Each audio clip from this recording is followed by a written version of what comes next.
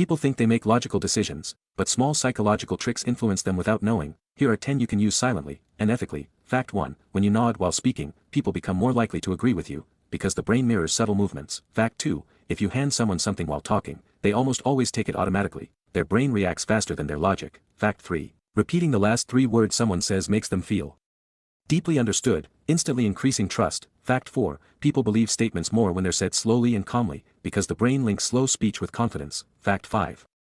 If you pause for 2 seconds after asking a question, the other person feels pressure to fill the silence, revealing more than they planned. Fact 6. Standing slightly to someone's side instead of directly in front of them reduces their defensiveness and makes them more open. Fact 7. People remember the first and last thing you say, not the middle. This is the serial position effect.